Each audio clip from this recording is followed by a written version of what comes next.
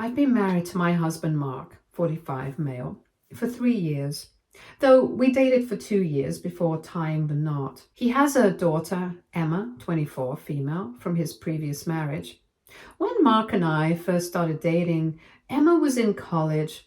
While we weren't super close, I thought we had a pretty decent relationship. She'd come home during school breaks, we'd do family dinners, and everything seemed fine. There was no drama, no tension, just normal, polite interactions. Emma lost her mom when she was 16. Mark's ex-wife passed away suddenly, and I've always been very aware of not overstepping in her life.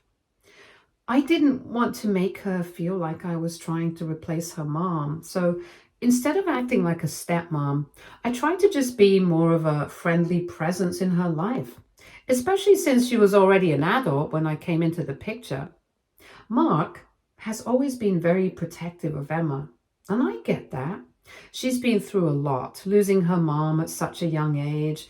Over the years, I've seen how much he prioritizes her, whether it's dropping everything to help her move apartments, spending hours on the phone if she's stressed, or making sure she has what she needs during big life events like finals or job changes. Honestly, I admired how dedicated he was to being a great dad, and I wanted to support him in that without ever crossing any lines. 6 months ago, Emma married her college boyfriend, James, 25, male. It was a beautiful wedding, and I was genuinely happy for her. I helped out a lot with the planning, offering to step in wherever she needed. I didn't want to overdo it, but I also wanted to show her that I cared and was here for her. At the wedding, she actually hugged me and told me she was happy her dad found someone who cared about their family. That moment felt huge for me, like we had maybe turned a corner in our relationship. I was hopeful things would only get better from there. But after the wedding, things started to change. Emma became more distant. She started canceling plans we had made or would just ignore my texts entirely. When we did see each other, she barely spoke to me. At first, I chalked it up to her being busy with newlywed life. Maybe adjusting to marriage was taking up all her time and energy. But after a while, it was hard not to feel hurt. Mark didn't seem to notice, or if he did, he didn't say anything. Whenever I brought it up, he'd tell me to be patient and remind me that Emma had been through a lot in her life. Then, about a month ago, Emma announced that she and James were planning a 6-month wedding anniversary celebration. She described it as a small, intimate family dinner to celebrate their special bond. I thought it was a little unusual. 6 months isn't exactly a big milestone, right? And it wasn't even on the exact date of their anniversary. Instead, it was scheduled for a weekend, which I figured was just to make it more convenient for everyone. I didn't say anything about it because she seemed really excited and I didn't want to rain on her parade. Mark, of course, was completely on board and kept saying how important it was to support Emma in whatever made her happy. But then, 3 days ago, everything took a turn. I got a call from my brother with terrible news. Our mom had suffered a massive stroke. The doctors weren't optimistic about her chances. My mom lives in California while we're in Massachusetts, so it's not like I could just pop over to see her. My mom is my rock. She raised me and my siblings as a single parent, working multiple jobs to make sure we had a good life. She's been there for me through everything, and now the thought of losing her felt unbearable. I knew I had to get to her as soon as possible. I immediately booked the first flight I could find to get to California. There was no question in my mind. I had to be there with my mom. This, of course, meant I'd miss Emma's celebration. I tried explaining the situation to both Mark and Emma. I told them about my mom's condition, how serious it was, and that I needed to go. I thought they'd understand, but Emma was furious. She said I was abandoning their family celebration and accused me of not caring about her happiness. I was stunned. How could she think that? My mom was literally dying. Mark, on the other hand, looked torn. I could tell he didn't want to take sides. But then he said something that floored me. You should think carefully about your priorities. Priorities? My mom's life was slipping away and they were upset about a 6-month wedding anniversary dinner? It felt surreal. I didn't have time to process their reactions, though. I packed my bags, got on the plane, and flew out that evening. When I got to the hospital, my mom was barely conscious. I held her hand, told her how much I loved her, stayed by her side all night. She passed away early the next morning. It was the hardest thing I've ever gone through. But I'm so grateful I was there with her in her final moments. I got to say goodbye. That's something I'll always hold on to, no matter what. The next day, I flew back home completely drained physically and emotionally. I barely slept, and I was still trying to wrap my head around the fact that my mom was gone. When I walked through the door, Mark was waiting for me. He didn't hug me or ask how I was doing. Instead, he handed me divorce papers. I was in shock. He told me my true colors had come out and that I clearly didn't prioritize his family. He said he couldn't be with someone who wouldn't put Emma's happiness first. He actually said, Emma needs stability and support, and you've shown you can't provide that. I couldn't believe what I was hearing. My mom had just died, and now my marriage was falling apart because I missed a party? It felt like I was in some sort of alternate reality. Mark didn't stop there. He went on about how I'd always been distant with Emma and how this was just the last straw. He even brought up things I barely remembered, like the time I forgot to text Emma happy birthday, even though I'd called her and sent her a gift. He said I'd never truly accepted Emma as part of my life, which felt completely unfair. I'd done so much to build a relationship with her. I helped plan her wedding, listened to her vent about work, and even played mediator when she and James had a big fight early in their marriage. But none of that seemed to matter now. Now I'm sitting in a hotel room because Mark asked me to give him space. My mom is gone. My marriage is apparently over. And I feel like I'm living in some kind of nightmare where being with my dying mom makes me the bad guy. I keep replaying everything in my head, wondering if I missed something. Were there signs I ignored? Was I wrong to leave? I've been so gaslit that I don't even know what's reasonable anymore. Am I the crazy one here, or is their reaction as absurd as it feels? Looking back, there were definitely red flags. Mark's protectiveness of Emma wasn't just about being a caring dad. It often crossed the line into enabling. Emma could be rude or dismissive, and Mark would always excuse it, saying, "She's been through a lot." Anytime I brought it up, he'd shut me down and say I needed to be more understanding. It's like he put Emma on this pedestal, and I was just expected to orbit around their dynamic without question. And now, because I didn't fall in line this one time, because I chose to be with my dying mom, I've been cast aside. It feels like everything I worked for, my relationship with Mark and my efforts to connect with Emma, have been erased. I don't know what to do anymore. I've lost my mom, my marriage, and any sense of stability I had. I feel like I'm losing my mind. Should I have handled things differently? Was I really in the wrong? Or is this as insane as it feels to me? Update 1. First off, I just want to say thank you for all the support and kind messages. I've read through every comment and DM, and it's honestly been overwhelming in the best way. So many of you have reminded me that I'm not crazy, and that means the world to me right now.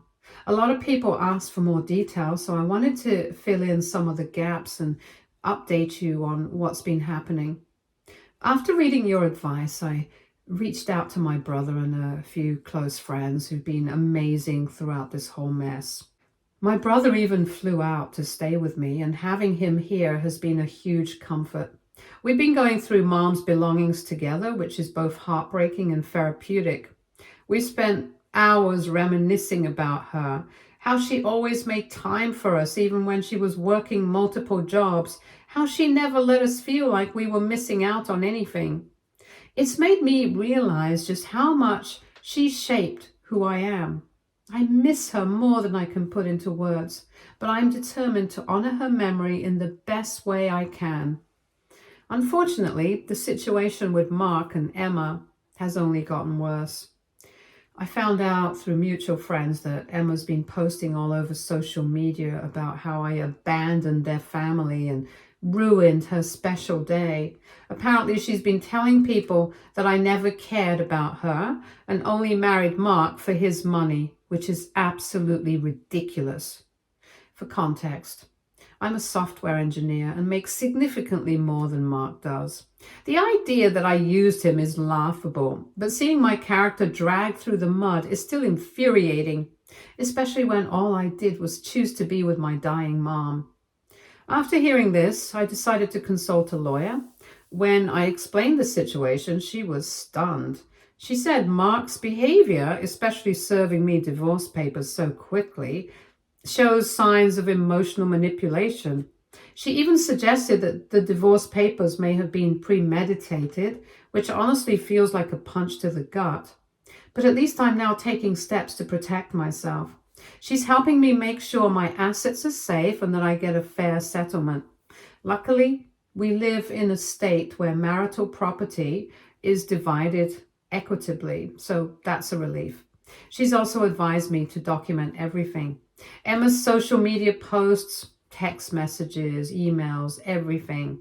So I've started compiling evidence to make sure my side of the story is clear. What really opened my eyes, though, was something my friend Sarah showed me. She had screenshots of Emma's social media posts from the past few months, and they were eye-opening. There were multiple passive-aggressive posts about step-parents knowing their place and how blood is thicker than water. It turns out Emma had me blocked from seeing certain posts, so I had no idea any of this was happening. The post started right after her wedding, which explains the sudden shift in her behavior towards me. The worst one? She wrote something about how her mom would be rolling in her grave if she knew what kind of person her dad had married. That one cut deep. I've always been so careful to respect her late mother's memory. I never tried to replace her mom or overstep in any way, and to see something so cruel felt like a slap in the face. There were also comments from her friends and even Mark that seemed to support what she was saying. It was like they were all buying into this narrative that I was some sort of evil stepmother. Looking back now, it's clear Emma never truly accepted me, no matter how much effort I put in. I helped her pick out her wedding dress. I spent hours coordinating with vendors, making sure everything went smoothly. When her budget ran over, I even stepped in to help cover some of the costs without saying a word. At the time, I thought those moments brought us closer. I really believed we were building a relationship. But now, it's obvious she had already made up her mind about me long before that. Her social media posts made it clear she's been painting me as the villain to justify her own behavior. I don't know if it's insecurity, resentment, or just the way she's processing her mom's loss, but it's exhausting. No matter what I did, it was never going to be enough for her. What's even more mind-boggling to me is Mark's complete refusal to see the bigger picture in all of this. When I tried to bring up the social media posts I'd seen, he completely brushed me off. He said I was misunderstanding Emma's intentions and accused me of being petty for even looking at her posts in the first place. The thing is, I didn't go looking. My friend showed them to me because she was genuinely concerned about what was being said. But to Mark, it didn't matter. He was so focused on defending Emma that he refused to even acknowledge how hurtful and unfair her behavior has been. It's like he's completely blinded by this need to protect her, no matter how unreasonable or cruel she's being. Then there's something my lawyer pointed out that really stuck with me. The timing of everything. Emma's party had been planned for weeks, but those divorce papers, they were drawn up way too quickly after I left for California. Like way too quickly. It's hard not to wonder if this whole thing was already in the works before any of this happened. Were Mark and Emma talking about pushing me out behind my back? Honestly, the idea feels like a punch to the gut. But when I think about how everything has unfolded, the party, Emma's posts, Mark's sudden coldness, it all seems too coordinated to be a coincidence. And then there's the added layer of other family members weighing in. I've gotten a mix of reactions. Some people have reached out to offer condolences and support, which I deeply appreciate. But others, mostly from Mark's side, have sided with him and Emma. One of his sisters even called me to say how disappointed she was in the way I handled things. According to her, family means prioritizing each other's happiness above all else. I don't know what kind of family values they're following, but in my world, dropping everything to be with a dying parent isn't just acceptable, it's the right thing to do. The fact that anyone would expect me to choose a 6-month anniversary dinner over my mom's final moments is beyond me. Despite all this chaos, I'm trying to keep myself grounded and focus on what matters. My brother has been a rock through all of this. He keeps reminding me that I did the right thing and that I need to take care of myself now. We've been talking about organizing a small memorial service for Mom in a few weeks. Something intimate with just close friends and family who truly loved her. The thought of honoring her memory in a meaningful way is giving me something to hold on to during this storm. Honestly, this whole experience has been such an eye-opener.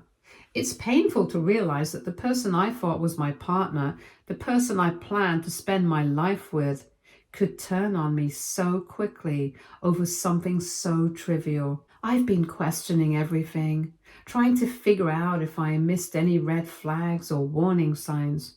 But at this point, I think it's clear that this was never about me missing one dinner.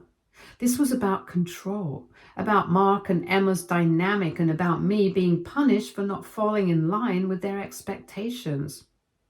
I don't know what the future looks like right now, but I'm trying to take it one step at a time.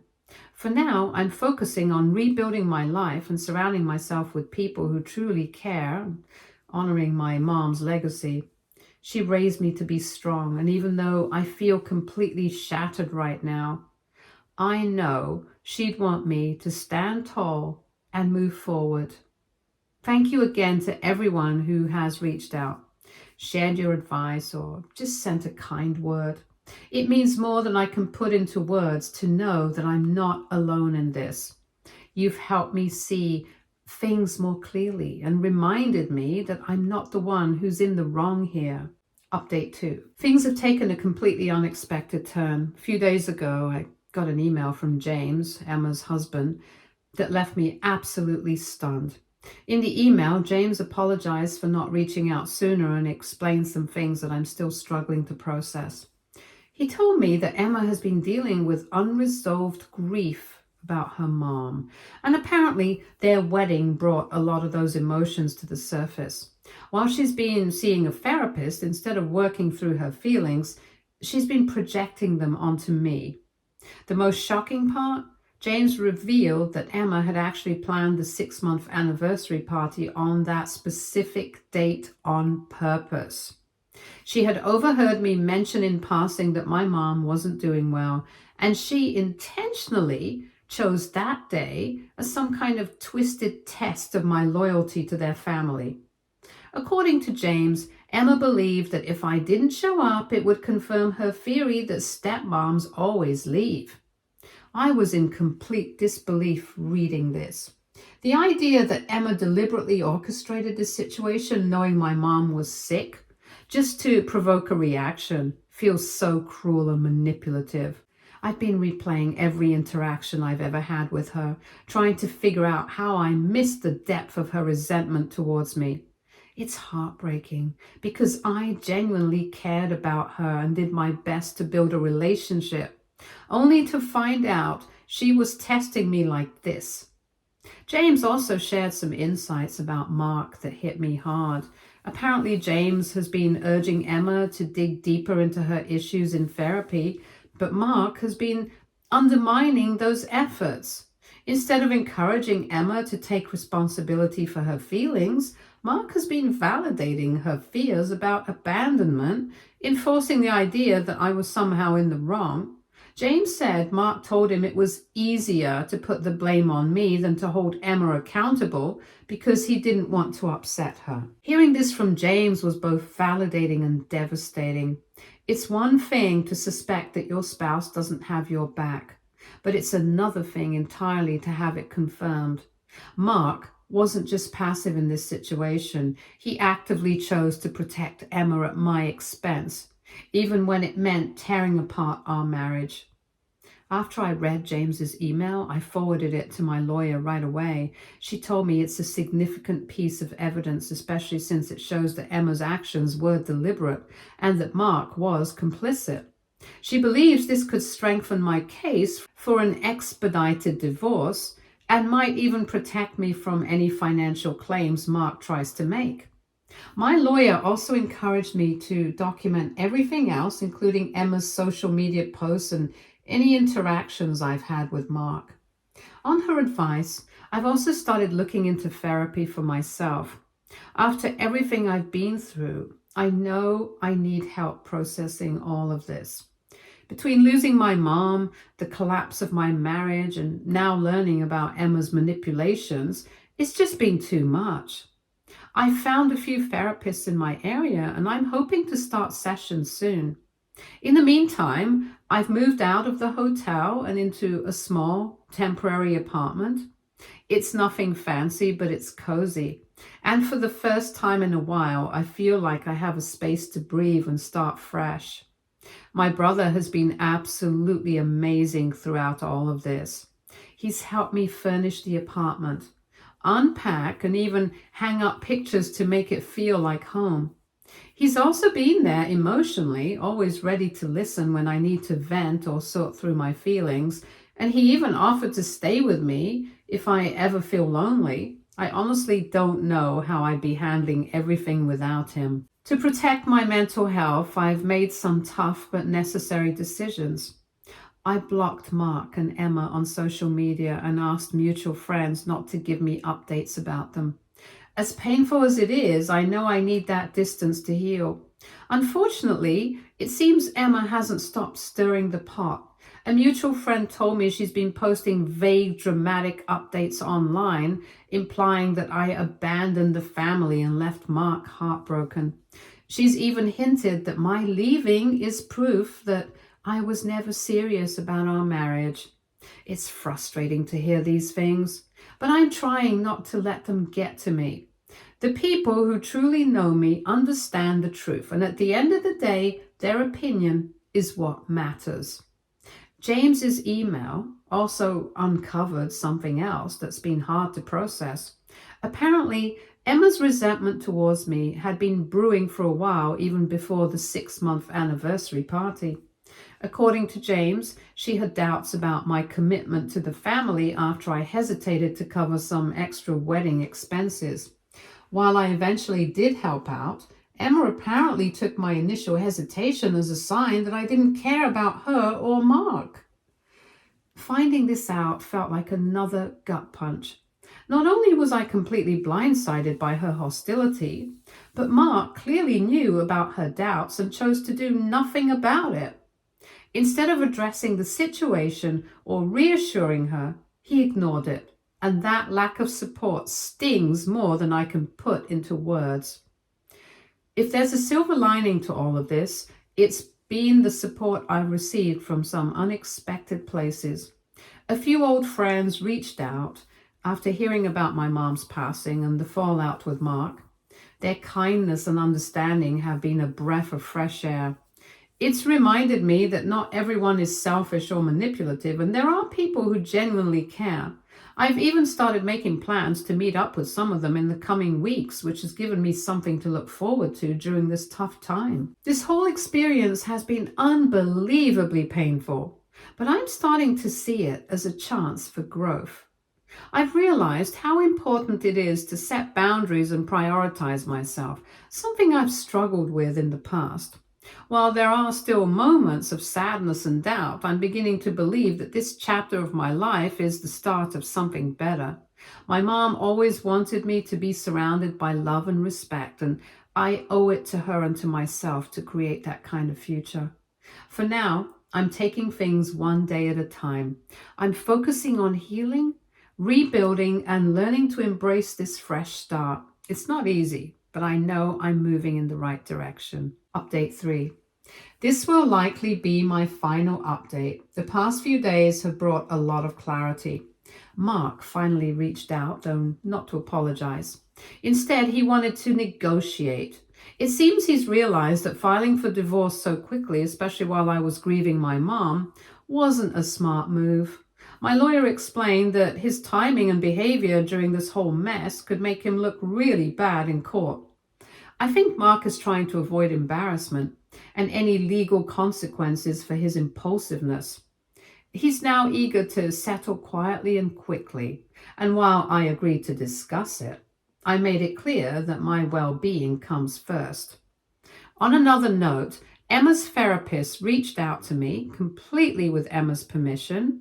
She wanted to explain a few things, which honestly gave me a lot of perspective.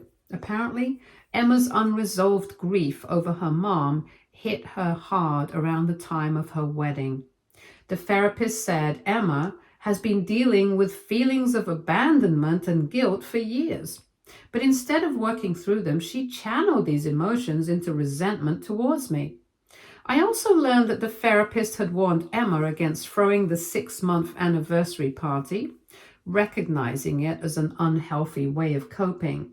But Mark, as usual, went along with it to avoid upsetting Emma. While this context doesn't excuse Emma's behavior, it does help me understand why she acted the way she did. It's sad, honestly, because it seems like she's stuck in a cycle of grief and misplaced anger. And Mark has been enabling it instead of helping her truly heal. After some back and forth, I've decided to accept Mark's settlement offer, but only under specific conditions. My lawyer has ensured the terms are fair, not just financially, but also in giving me a clean break.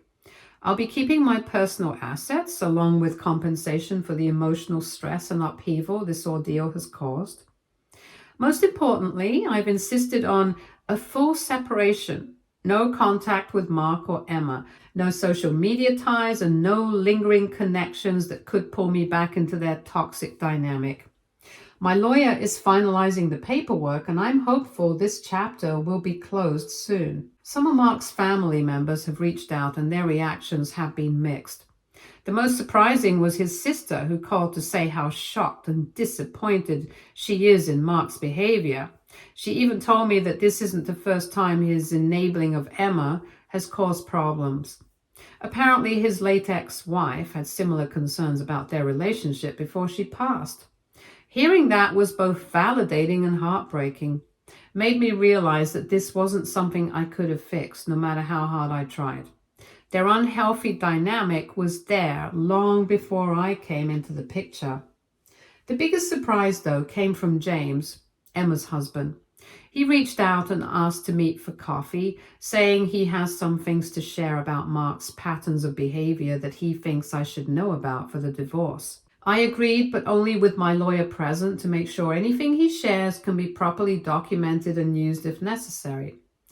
I'm still a little hesitant about what James wants to say, but his willingness to speak up gives me hope that someone in Emma's life is trying to help her move towards healthier choices.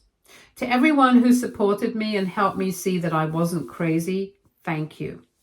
The kindness and validation I've received from friends, family, and even strangers have been a beacon of hope during one of the darkest times of my life.